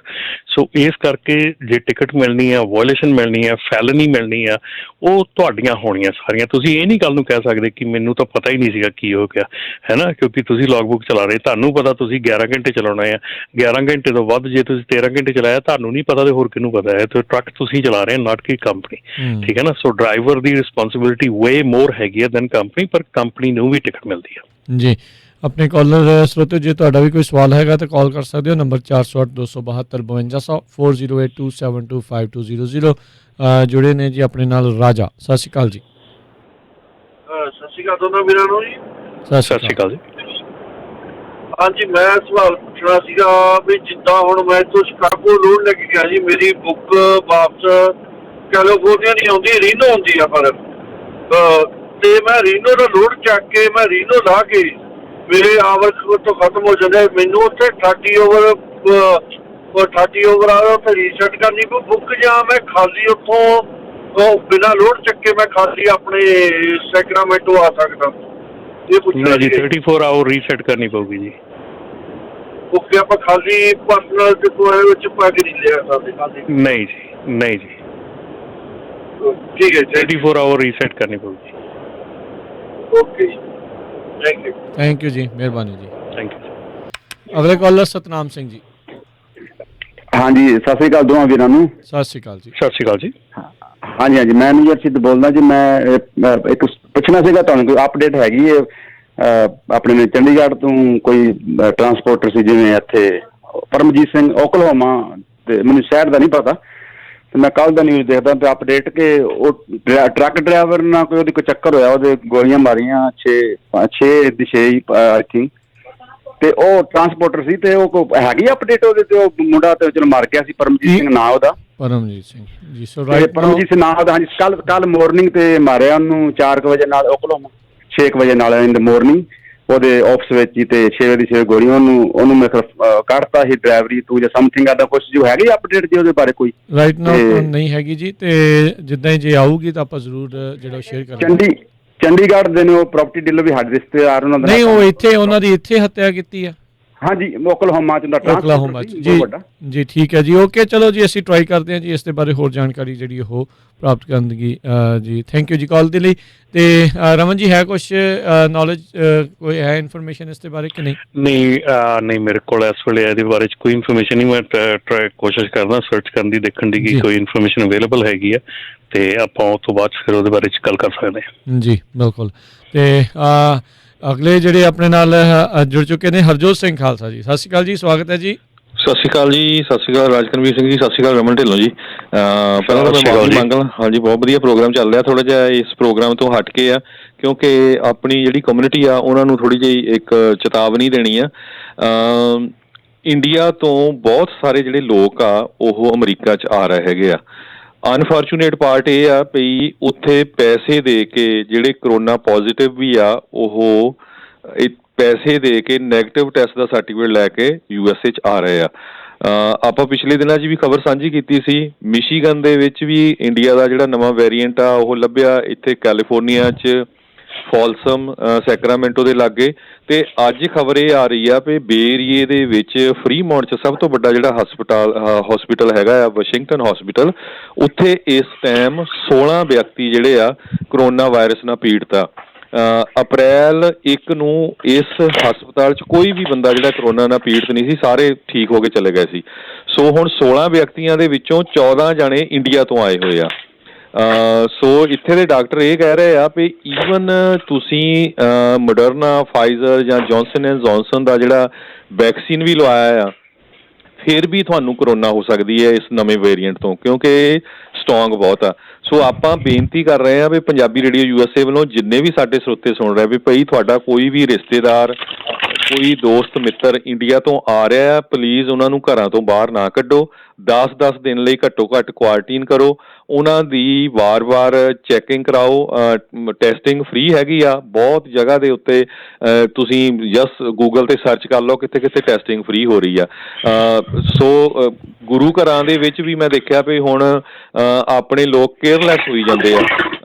Even ਦੋ ਹੁਣ ਗੁਰੂ ਘਰਾਂ ਦੇ ਅੰਦਰ ਹੀ ਨਗਰ ਕੀਰਤਨ ਮਨਾ ਰਹੇ ਹੈਗੇ ਆ ਤੇ ਬਹੁਤ ਸਾਰੇ ਲੋਕਾਂ ਨੇ ਉੱਥੇ ਕੋਈ ਮਾਸਕ ਨਹੀਂ ਪਾਇਆ ਹੁੰਦਾ। ਸੋ ਪਲੀਜ਼ ਜਿਹੜਾ ਵੀ ਇੰਡੀਆ ਤੋਂ ਆ ਰਿਹਾ ਹੈ, ਘੱਟੋ ਘੱਟ 10 ਦਿਨ ਕਿਸੇ ਵੀ ਪਬਲਿਕ ਪਲੇਸ ਤੇ ਨਾ ਜਾਵੇ ਤੇ ਆਪਣੇ ਰਿਸ਼ਤੇਦਾਰਾਂ ਤੋਂ ਵੀ ਦੂਰ, ਜਿੱਦਾਂ ਇੱਕ ਰੂਮ ਦੇ ਵਿੱਚ ਸੈਪਰੇਟ ਰਹੇ। ਇਹ ਬਹੁਤ ਇਹ ਬੇਨਤੀ ਕਰ ਰਹੇ ਆ, ਨਹੀਂ ਤਾਂ ਕੀ ਹੋਣਾ ਆ, ਇਹ ਬਹੁਤ ਜ਼ਿਆਦਾ ਫੈਲਣੀ ਹੈ ਇੱਥੇ ਵੀ। ਤੇ ਜਿਸ ਤਰ੍ਹਾਂ ਤੁਹਾਨੂੰ ਪਤਾ ਹੈ ਪਹਿਲਾਂ ਇੱਕ ਕਮਿਊਨਿਟੀ ਦੀ ਕਿੰਨੀ ਬਦਨਾਮੀ ਹੋਈ ਆ, ਕਿੰਨੀਆਂ ਰੋਜ਼ ਖਬਰਾਂ ਆਉਂਦੀਆਂ ਵੀ ਉਹਨਾਂ ਨੂੰ ਕੁੱਟ ਮਾਰ ਰਹੇ ਹੈਗੇ ਆ, ਤੇ ਕਿਤੇ ਇਹ ਨਾ ਹਾਲ ਹੋਵੇ ਵੀ ਜਿਹੜੇ ਆਪਾਂ ਪੰਜਾਬੀ ਜਾਂ ਇੰਡੀਅਨ ਆ ਉਹਨਾਂ ਦੀ ਹੋਰ ਬਦਨਾਮੀ ਹੋਣੀ ਸ਼ੁਰੂ ਹੋ ਜਾਏ ਵੀ ਜੀ ਹੁਣ ਇਹ ਕਰੋਨਾ ਫੈਲਾ ਰਹੇ ਹੈਗੇ ਆ। ਜੀ ਬਿਲਕੁਲ, ਇਹ ਸਹੀ ਗੱਲ ਹੈਗੀ ਆ। ਔਰ ਜਿਹੜੀ ਗੱਲ ਤੁਸੀਂ ਕੀਤੀ ਹੈ ਕਿ ਆਪਣੇ ਇੰਡੀਆ ਤੋਂ ਜਿਹੜੇ ਸਰਟੀਫਿਕੇਟ ਬਣ ਜਾਂਦੇ ਆ, ਡੈਫੀਨੇਟਲੀ ਮੈਂ ਵੀ ਇਹ ਚੀਜ਼ ਦੇ ਬਾਰੇ 'ਚ ਸੁਣਿਆ ਹੈਗਾ। ਔਰ ਜਿਹੜਾ ਉੱਥੇ ਕਾਫੀ ਈਜ਼ੀਲੀ ਜਿਹੜਾ ਆ ਏਅਰਪੋਰਟ 'ਤੇ ਪੈਸੇ ਦੇ ਕੇ ਤੁਸੀਂ ਤੇ ਫਲਾਈਟ ਹੋ ਜਾਂਦੀ ਆ।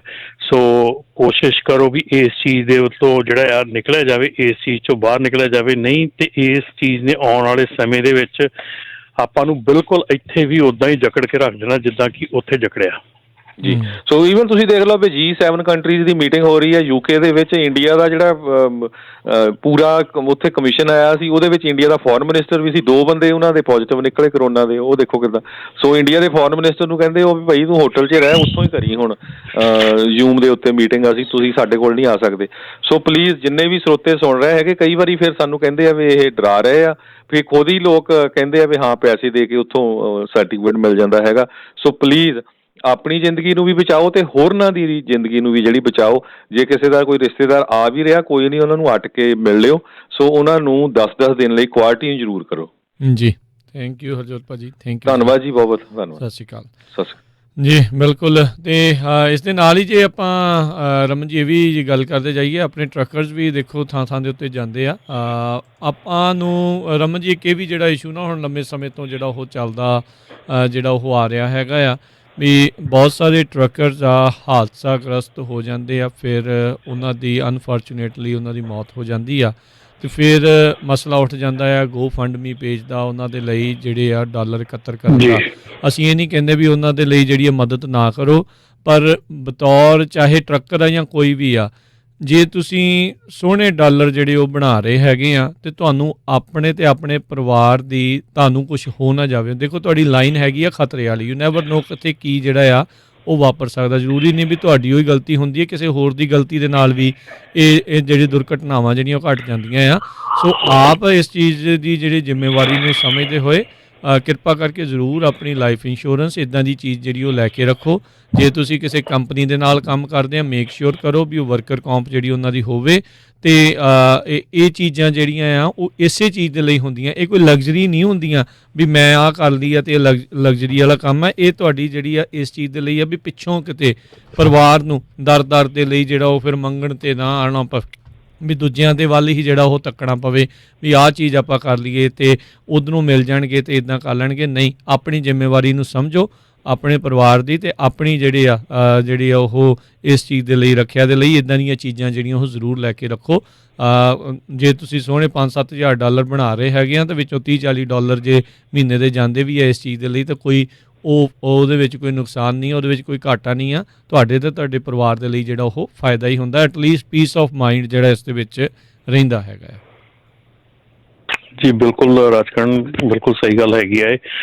ਜਿਹੜੀ ਇੰਸ਼ੋਰੈਂਸ ਹੈਗੀ ਆ ਉਹ ਬਹੁਤ ਲਾਜ਼ਮੀ ਹੈਗੀ ਆ ਇਸ ਵੇਲੇ, ਨਾਟ ਓਨਲੀ ਟਰੱਕ ਡਰਾਈਵਰਸ ਨੂੰ ਤਾਂ ਬਿਲਕੁਲ ਲਾਜ਼ਮੀ ਹੈਗੀ ਆ, ਕਿਉਂਕਿ ਜਿੱਦਾਂ ਦੀ ਉਹਨਾਂ ਦੀ ਜੌਬ ਹੈਗੀ ਹੈ, ਜਿੱਦਾਂ ਦਾ ਉਹ ਐਵਰੀ ਡੇ ਸੜਕ ਦੇ ਉੱਤੇ ਰਹਿੰਦੇ ਹੈਗੇ ਆ, ਸੋ ਉਹਦੇ ਲਈ ਉਹਨਾਂ ਨੂੰ ਤਾਂ ਬਿਲਕੁਲ ਹੀ ਜ਼ਰੂਰੀ ਹੈ। ਪਰ ਹਰ ਇੱਕ ਕਿਸੇ ਨੂੰ ਜ਼ਰੂਰੀ ਹੈਗੀ ਆ ਕੁਛ ਨਾ ਕੁਛ ਲਾਈਫ ਇੰਸ਼ੋਰੈਂਸ ਜਿਹੜੀ ਆ ਉਹ ਲੈ ਕੇ ਰੱਖਣੀ ਚਾਹੀਦੀ ਆ। ਜਿਹੜੀ ਟਰਮ ਪਾਲਿਸੀ ਹੈਗੀ ਆ, ਜੇ ਤੁਸੀਂ ਨਹੀਂ ਜ਼ਿਆਦਾ ਪੈਸੇ ਖਰਚ ਕਰਨਾ ਚਾਹੁੰਦੇ, ਐਟਲੀਸਟ ਟਰਮ ਪਾਲਿਸੀ ਲੈ ਦਿਓ। 20 ਸਾਲ ਦੀ ਜਿਹੜੀ ਟਰਮ ਪਾਲਿਸੀ ਹੈਗੀ ਆ, ਜਿੰਨੀ ਦੇਰ ਤੱਕ ਤੁਹਾਡੀਆਂ ਰਿਸਪੋਂਸੀਬਿਲਿਟੀਜ਼ ਜਾ ਰਹੀਆਂ ਹੈਗੀਆਂ। ਜੇ ਯੰਗ ਏਜ 'ਚ ਲੈਂਦੇ ਆ ਤਾਂ ਬਹੁਤ ਇੱਕ ਬੇਸਿਕਲੀ ਜਸਟ $30-40 ਮਹੀਨੇ ਦੇ ਖਰਚ ਕੇ ਤੁਸੀਂ ਉਹ ਜਿਹੜੀ ਇੰਸ਼ੋਰੈਂਸ ਲੈ ਸਕਦੇ ਆ, ਅਤੇ ਤੁਹਾਡੀ ਫੈਮਿਲੀ ਦੀ ਜਿਹੜੀ ਆ ਉਹ ਸੇਫਟੀ ਹੈਗੀ ਉਹਦੇ ਵਿੱਚ। ਅਤੇ ਅੱਜ ਆਪਾਂ ਇਹਦੇ ਨਾਲ ਹੀ ਚੱਲਦੇ ਆਪਾਂ ਜਿਹੜੀ ਇੱਕ ਸੇਫਟੀ ਵਾਇਲੇਸ਼ਨ ਦੀ ਗੱਲ ਕਰਦੇ ਸੀਗੇ ਕਿ ਜਿਹੜੀਆਂ ਵਾਇਲੇਸ਼ਨ ਜਿਹੜੀਆਂ ਕਿ ਤੁਹਾਨੂੰ ਜਿਹੜੀਆਂ ਅੱਗੇ ਜਾ ਕੇ ਤੁਹਾਡੇ ਲਈ ਖਤਰਨਾਕ ਸਾਬਤ ਹੋ ਸਕਦੀਆਂ, ਉਹਨਾਂ ਦੇ ਵਿੱਚ ਇਹ ਵੀ ਹੈਗਾ ਕਿ ਜੇ ਤੁਸੀਂ ਜਿਹੜੀਆਂ ਵਾਇਲੇਸ਼ਨਸ ਹੈਗੀਆਂ, ਜਿਹੜੀਆਂ ਕਿ ਜੇ ਤੁਸੀਂ ਵੇਟ ਨੂੰ ਜਾਣ ਬੁੱਝ ਕੇ ਵਧਾਉਂਦੇ ਆ ਜਾਂ ਵੇਟ ਨੂੰ ਜਾਣ ਬੁੱਝ ਕੇ ਵਧਾਉਂਦੇ ਆ, ਤੁਹਾਨੂੰ ਪਤਾ ਆ ਕਿ ਵੇਟ ਦਾ ਤੁਸੀਂ ਜਿਹੜਾ ਆ ਉਹ ਵਧਾ ਕੇ ਦੱਸਿਆ ਹੈਗਾ, ਉਹ ਵੀ ਇੱਕ ਜਿਹੜੀ ਆ ਉਹ ਵੀ ਵਾਇਲੇਸ਼ਨ ਹੈਗੀ ਆ, ਜਿਹੜੀ ਕਿ ਫੈਲਨੀ ਚਾਰਜਿਸ ਦੇ ਵਿੱਚ ਚਲੀ ਜਾ ਸਕਦੀ ਹੈਗੀ ਆ। 2 ਸਾਲ ਦੀ ਪ੍ਰਿਜ਼ਨ ਹੈਗੀ ਆ ਉਹਦੇ ਵਿੱਚ। ਇੱਕ ਜਿਹੜਾ ਇੰਟਰਸਟਿੰਗ ਹੈਗਾ, ਜਿਹੜਾ ਕਿ ਬਹੁਤ ਵਾਰੀ ਮੈਂ ਆਪਣੇ ਟਰੱਕ ਡਰਾਈਵਿੰਗ ਕਮਿਊਨਿਟੀ ਜਿਹੜੀ ਹੈਗੀ ਆ ਉਹਦੇ ਵਿੱਚ ਕੰਪਲੇਂਟ ਸੁਣੀ ਹੈਗੀ ਆ, ਜਿਹੜਾ ਕਿ ਲੰਪਰ ਹਾਇਰ ਕਰਨਾ ਹੁੰਦਾ ਆ, ਜਿਹੜਾ ਲੰਪਰ ਲਾਅ ਹੈਗਾ 49 USC ਸੈਕਸ਼ਨ 1410(3), ਇਹ ਸੈਕਸ਼ਨ ਦੇ ਤਹਿਤ ਜਿਹੜਾ ਲੰਪਰ ਆ, ਜਦੋਂ ਟਰੱਕ ਨੂੰ ਲੋਡ ਕਰਨਾ ਅਨਲੋਡ ਕਰਨਾ, ਇਹਦੇ ਵਿੱਚ ਟਰੱਕ ਡਰਾਈਵਰ ਤੇ ਟਰੱਕ ਕੰਪਨੀ ਦੀ ਕੋਈ ਵੀ ਰਿਸਪੋਂਸੀਬਿਲਿਟੀ ਨਹੀਂ ਹੁੰਦੀ, ਕੋਈ ਕਾਸਟ ਨਹੀਂ ਹੁੰਦੀ। ਸੋ ਇਹ ਅਗੇਂਸਟ ਦਾ ਲਾਅ ਹੈਗਾ ਆ ਕਿ ਜੇ ਤੁਹਾਨੂੰ ਉੱਥੇ ਟਰੱਕ ਦੇ ਲੰਪਰ ਹਾਇਰ ਕਰਨ ਨੂੰ ਕਿਹਾ ਜਾਂਦਾ ਆ ਤੇ ਉਹਦੇ ਪੈਸੇ ਨਹੀਂ ਪੇ ਕੀਤੇ ਜਾਂਦੇ ਤੁਹਾਨੂੰ, ਸੋ ਇਹ ਐਜ਼ ਫੈਲਨੀ ਚਾਰਜ ਹੈਗਾ ਸ਼ਿਪਰ ਲਈ, ਰਿਸੀਵਰ ਲਈ, ਜੇ ਉਹ ਤੁਹਾਨੂੰ ਇਹ ਪੁਸ਼ ਕਰਦਾ ਆ। ਸੋ ਇਹ ਤੁਹਾਡਾ ਰਾਈਟ ਹੈਗਾ ਕਿ ਤੁਸੀਂ, ਜੇ ਤੁਹਾਡਾ ਲੰਪਰ ਤੁਹਾਡਾ ਉੱਥੇ ਹਾਇਰ ਕੀਤਾ ਗਿਆ ਤੇ ਲੰਪਰ ਦੀ ਮਨੀ ਜਿਹੜੀ ਆ ਉਹ ਤੁਹਾਡੀ ਬ੍ਰੋਕਰ ਕੋਲੋਂ ਜਾਂ ਸ਼ਿਪਰ ਕੋਲੋਂ, ਰਿਸੀਵਰ ਕੋਲੋਂ ਉਹ ਰੀਇੰਬਰਸ ਹੋਣੀ ਤੁਹਾਡਾ ਹੱਕ ਆ। ਸੋ ਇਹ ਉਹਨਾਂ ਦੇ ਮਤਲਬ ਕਿ ਸਿਰ ਦੇ ਉੱਤੇ ਫੈਲਨੀ ਚਾਰਜ ਹੈਗਾ ਜੇ ਉਹ ਤੁਹਾਨੂੰ ਇੱਦਾਂ ਕਰਨ ਤੇ ਮਜਬੂਰ ਕਰਦੇ ਆ। ਜੀ, ਸੋ ਬਿਲਕੁਲ ਕਈ ਵਾਰੀ ਬਹੁਤ ਬਰੀਕੀ ਵਾਲੀਆਂ ਜਿਹੜੀਆਂ ਚੀਜ਼ਾਂ ਹੁੰਦੀਆਂ ਆ, ਬੰਦਾ ਅਣਕੌਲੇ ਇਹਨਾਂ ਨੂੰ ਕਰ ਜਾਂਦਾ ਹੈ। ਸੋ ਧਿਆਨ ਰੱਖਿਆ ਕਰੋ, ਇਸ ਦੇ ਬਾਰੇ ਜਿਹੜਾ ਉਹ ਪਤਾ ਜਿਹੜਾ ਉਹ ਤੁਹਾਨੂੰ ਰਹਿਣਾ ਜਿਹੜਾ ਉਹ ਚਾਹੀਦਾ ਹੈਗਾ ਆ। ਸੋ ਜ਼ਰੂਰ ਇਹ ਪ੍ਰੋਗਰਾਮ ਜਿਹੜਾ ਇਸ ਦੇ ਵਿੱਚ ਮਕਸਦ ਹੀ ਇਹ ਆ ਵੀ ਆਪਾਂ ਆਪਣੇ ਜਿੰਨੇ ਵੀ ਟਰੱਕਿੰਗ ਇੰਡਸਟਰੀ ਦੇ ਵਿੱਚ ਜਿਹੜੇ ਹੈਗੇ ਨੇ, ਚਾਹੇ ਉਹ ਟਰੱਕਰ ਆ, ਓਨਰ ਆਪਰੇਟਰ ਆ, ਚਾਹੇ ਕੰਪਨੀ ਦੇ ਮਾਲਕ ਆ, ਉਹਨਾਂ ਦਾ ਇਸ ਦੇ ਵਿੱਚ ਉਹਨਾਂ ਨੂੰ ਲਾਜ਼ ਦੇ ਬਾਰੇ, ਜਿਹੜਾ ਪੋਲਿਸੀ ਚੇਂਜਸ ਦੇ ਬਾਰੇ ਜਿਹੜਾ ਉਹ ਪਤਾ ਲੱਗਦਾ ਰਹੇ। ਅਤੇ ਜਿਹੜੀ ਆਪਾਂ ਇੰਸ਼ੋਰੈਂਸ ਦੀ ਵੀ ਜਿਹੜੀ ਉਹ ਗੱਲ ਕਰ ਰਹੇ ਸੀ, ਜੇ ਕਿਸੇ ਨੂੰ ਹੋਰ ਇੰਸ਼ੋਰੈਂਸ ਦੇ ਬਾਰੇ ਜਾਣਕਾਰੀ ਵੀ ਚਾਹੀਦੀ ਹੋਵੇ ਤਾਂ ਖਾਲਸਾ ਇੰਸ਼ੋਰੈਂਸ ਏਜੰਸੀ ਵਾਲਿਆਂ ਦੇ ਨਾਲ ਜਿਹੜਾ ਤੁਸੀਂ ਸੰਪਰਕ ਕਰ ਸਕਦੇ ਹੋ 408-272-2500 ਦੇ ਉੱਤੇ। ਫੈਡਰਲ ਫਾਈਨਸ ਜਿਹੜੇ ਆ ਕਹਿੰਦੇ ਵੀ ਵਾਇਲੇਸ਼ਨ ਦੇ ਵਿੱਚ ਉਹ ਇਨਕਰੀਜ਼ ਜਿਹੜੇ ਉਹ ਸ਼ਾਇਦ ਕੀਤੇ ਨੇ US DOT ਵਾਲਿਆਂ ਦੇ ਦੁਆਰਾ, ਇਹ ਕੁਛ ਉਹਨਾਂ ਨੇ ਨਵੀਂ ਪਬਲਿਕੇਸ਼ਨ ਕੀਤੀ ਹੈ। ਹਾਂਜੀ ਬਿਲਕੁਲ, ਇਹ ਜਿਹੜਾ ਹੈਗਾ ਆ ਜਿਹੜਾ ਜਿਹੜੀ ਨਵੀਂ ਅਪਡੇਟ ਆਈ ਆ ਉਹਦੇ ਵਿੱਚ ਹੈਗਾ ਕਿ ਜਿਹੜੇ ਫਾਈਨਸ ਹੈਗੇ ਆ ਉਹ ਇਨਫਲੇਸ਼ਨ ਦੇ ਨਾਲ ਉਹਨਾਂ ਨੂੰ ਐਡਜਸਟ ਕੀਤਾ ਹੈਗਾ। ਸੋ ਇਨਫਲੇਸ਼ਨ ਜਿੱਦਾਂ ਜਿੱਦਾਂ ਵੱਧ ਰਹੀ ਹੈਗੀ ਆ ਉਹਦੇ ਅਕੋਰਡਿੰਗਲੀ ਇਹ ਜਿਹੜੇ ਫਾਈਨਸ ਹੈਗੇ ਆ ਇਹਨਾਂ ਨੂੰ ਐਡਜਸਟ ਕੀਤਾ ਗਿਆ ਆ, ਇਹਨਾਂ ਨੂੰ ਵਧਾਇਆ ਗਿਆ ਆ।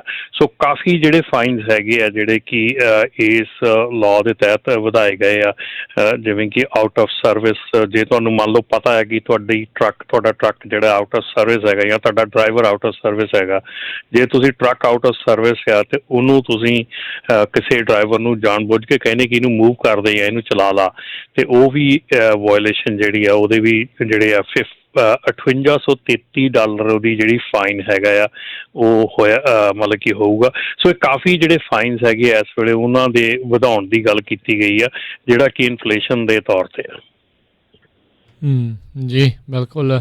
ਅਤੇ ਇਸ ਦੇ ਬਾਰੇ ਰਮਨ ਜੀ ਜੇ ਕਿਸੇ ਨੇ ਦੇਖਣਾ ਹੋਵੇ ਵੀ ਨਵੇਂ ਫਾਈਨਸ ਇਹ ਸਿਰਫ ਕੁਛ ਸਪੈਸੀਫਿਕ ਚੀਜ਼ਾਂ ਦੇ ਲਈ ਵਧਾਏ ਜਾ ਰਹੇ ਆ ਜਾਂ ਇਹਨਾਂ ਨੇ ਸਾਰਿਆਂ ਦੇ ਜਿਹੜੇ ਇਸ ਦੇ ਵਿੱਚ ਵਧਾਏ ਆ ਵੀ ਕਾਹਦੇ ਵਿੱਚ ਜਿਹੜਾ ਇਹ ਵਾਧਾ ਕੀਤਾ ਜਾ ਰਿਹਾ ਇਹਨਾਂ ਨੇ?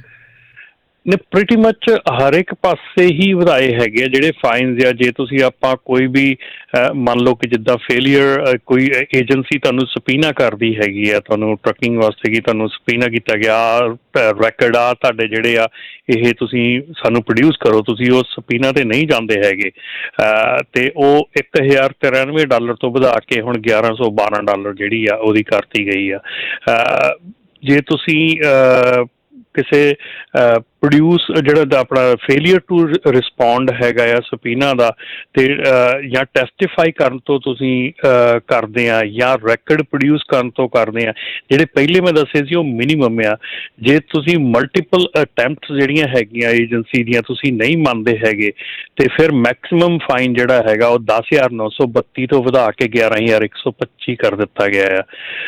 ਜੇ ਆਊਟ ਆਫ ਸਰਵਿਸ ਹੈਗਾ ਆ ਤੁਹਾਡਾ ਟਰੱਕ, ਤੇ ਤੁਸੀਂ ਉਹਨੂੰ ਫਿਰ ਉਹਨੂੰ ਕਮਰਸ਼ੀਅਲ ਡਰਾਈਵਰ ਨੂੰ ਕਹਿੰਦੇ ਉਹਨੂੰ ਚਲਾ, ਤੇ ਉਹ 1,895 ਤੋਂ ਵਧਾ ਕੇ $1,928 ਕਰਤੇ ਗਏ ਆ। ਇਹ ਮਿਨੀਮਮ ਹੈਗੇ ਆ। ਮੈਕਸਿਮਮ ਹੈਗੇ ਆ 18,943 ਤੋਂ ਲੈ ਕੇ ਵਧਾ ਕੇ 19,277 ਕਰ ਦਿੱਤੇ ਗਏ। ਸੋ ਕਾਫੀ ਡੀਟੇਲ ਦੇ ਵਿੱਚ ਹੈਗਾ ਆ ਇਹ ਜਿਹੜਾ ਜਿੰਨੀਆਂ ਵੀ ਵਾਇਓਲੇਸ਼ਨਸ ਹੈਗੀਆਂ। ਜੇ ਹਾਂਜੀ ਰੈਕਡ ਕੀਪਿੰਗ ਹੈਗਾ ਆ, ਜਿੱਦਾਂ ਤੁਹਾਡਾ ਰੈਕਡ ਕੀਪਿੰਗ ਆ, ਤੁਸੀਂ ਆਪਣਾ ਰਿਕਾਰਡ ਰੱਖਣਾ ਆ ਸਾਰਾ ਵੀ ਕੀ ਕੀਤਾ ਹੈਗਾ, ਜਿਹੜਾ ਲੌਗ ਬੁੱਕ ਦਾ ਹੈਗਾ ਉਹ 12,695 ਤੋਂ ਵਧਾ ਕੇ 12,919 ਕਰ ਦਿੱਤੇ ਗਏ ਆ। ਜੇ ਜਾਣ ਬੁੱਝ ਕੇ ਤੁਸੀਂ ਰੈਕਡ ਜਿਹੜੇ ਆ ਉਹ ਫਾਲਸੀਫਾਈ ਕਰਦੇ ਹੈਗੇ ਆ, ਉਹ 12,695 ਤੋਂ 12,919 ਕੀਤੇ ਆ। ਸੋ ਕਾਫੀ ਜਿਹੜੀਆਂ ਵਾਇਓਲੇਸ਼ਨਸ ਹੈਗੀਆਂ ਇਹਨਾਂ ਦੇ ਜਿਹੜੀ ਆ, ਜੇ ਤੁਸੀਂ ਹੈਜ਼ਰਡਸ ਮਟੀਰੀਅਲ ਜਿਹੜਾ ਤੁਸੀਂ ਨੋਇੰਗਲੀ ਤੁਸੀਂ ਸ਼ਿਪ ਕਰਦੇ ਹੈਗੇ ਆ ਵਿਦਆਊਟ ਪ੍ਰੋਪਰ ਪਰਮਿਟਸ ਦੇ ਉੱਤੇ, ਤੇ 81,983 ਦੇ ਥਾਂ ਤੇ ਹੁਣ 83,439 ਜਿਹੜੀਆਂ ਆ ਉਹ ਇਹਦੀ ਪੈਨਲਟੀ ਵਧਾ ਕੇ ਕਰ ਦਿੱਤੀ ਗਈ ਆ। ਸੋ ਕਾਫੀ ਜਿਹੜੀਆਂ ਪੈਨਲਟੀਜ਼ ਹੈਗੀਆਂ ਉਹ ਮਤਲਬ ਸਟਿਫ ਕਰੀ ਜਾ ਰਹੇ ਆ ਹੌਲੀ ਹੌਲੀ। ਬਟ ਅਗੇਨ ਪੈਨਲਟੀਜ਼ ਹਮੇਸ਼ਾ ਉੱਥੇ ਰਹਿਣੀਆਂ, ਹਮੇਸ਼ਾ ਹੈਗੀਆਂ, ਥੋੜ੍ਹੀਆਂ ਬਹੁਤ ਵੱਧ ਰਹੀਆਂ, ਪਰ ਇਹ ਸਾਰੀ ਅਕ੍ਰੋਸ ਦਾ ਬੋਰਡ ਹੈਗੀ ਆ ਰਾਜਕਰਨ, ਨਾਟ ਓਨਲੀ ਕਿ ਸਰਟਨ ਵਾਸਤੇ ਹੈਗੀ, ਹਰ ਜਿਹੜੀ ਆ ਪ੍ਰੀਟੀ ਮੱਚ ਸਾਰੀਆਂ ਪੈਨਲਟੀਜ਼ ਜਿਹੜੀਆਂ ਵੱਧ ਰਹੀਆਂ ਜੀ ਇਨਫਲੇਸ਼ਨ ਦੇ ਹਿਸਾਬ ਦੇ ਨਾਲ। ਤੇ ਸਮਾਂ ਆਪਣੇ ਅੱਜ ਦੇ ਪ੍ਰੋਗਰਾਮ ਦਾ ਜਿਹੜਾ ਹੁਣ ਇੱਥੇ ਹੀ ਸਮਾਪਤ ਹੈਗਾ ਆ। ਤੇ ਬਹੁਤ ਬਹੁਤ ਸ਼ੁਕਰੀਆ ਰਮਨ ਜੀ, ਮਿਹਰਬਾਨੀ ਜੀ। ਮਿਲਦੇ ਹਾਂ ਜੀ ਅਗਲੀ ਵਾਰ। ਧੰਨਵਾਦ, ਸਤਿ ਸ਼੍ਰੀ ਅਕਾਲ ਜੀ। ਸਤਿ ਸ਼੍ਰੀ ਅਕਾਲ ਜੀ। ਤੇ ਸਰੋਤਿਓ ਇੱਥੇ ਸਾਡਾ ਅੱਜ ਦਾ ਇਹ ਪ੍ਰੋਗਰਾਮ ਹੁਣ ਸਮਾਪਤ ਆ। ਮਿਲਦੇ ਹਾਂ ਅਗਲੀ ਵਾਰ ਤੱਕ ਲਈ ਮੇਰੇ ਵੱਲੋਂ ਵੀ ਤੁਹਾਨੂੰ ਸਾਰਿਆਂ ਨੂੰ ਪਿਆਰ ਸਤਿਕਾਰ ਸਹਿਤ ਨਿੱਘੀ ਜਿਹੀ ਸਤਿ ਸ਼੍ਰੀ ਅਕਾਲ। ਜਿੰਦੇ ਵਾਸਤੇ ਰਹੋ, ਹੱਸਦੇ ਖੇਲਦੇ ਰਹੋ ਤੇ ਸੁਣਦੇ ਰਹੋ ਜੀ ਪੰਜਾਬੀ ਰੇਡੀਓ USA।